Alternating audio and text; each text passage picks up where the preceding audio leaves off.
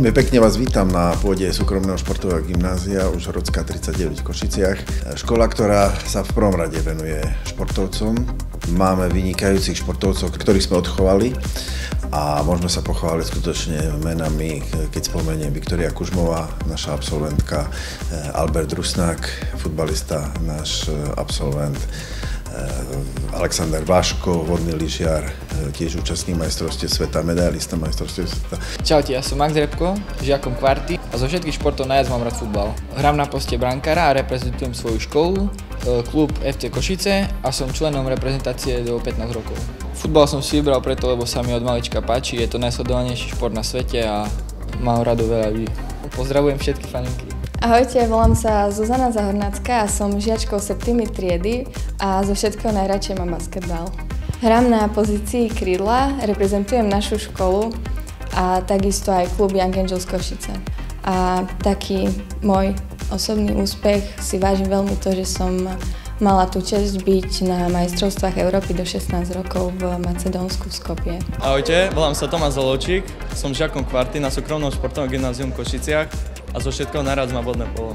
Hrám za tým Eška Hornec Košice, s ktorým sme vyhrali titul majstra Slovenska a na reprezentačnej úrovni U17 sme vyhrali titul Českej republiky.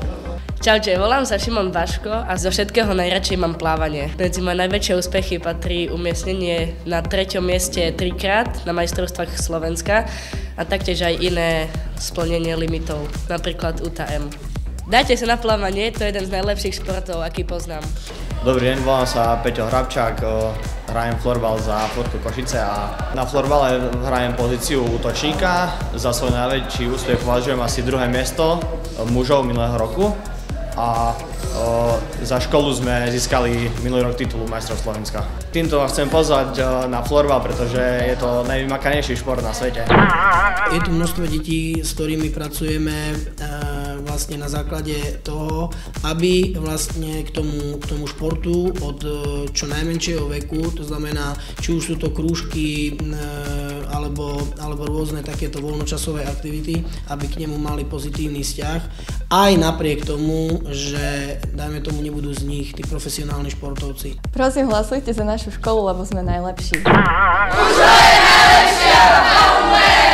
Spolu tvoríme jeden tým! Hlasujte za Užhorodskú!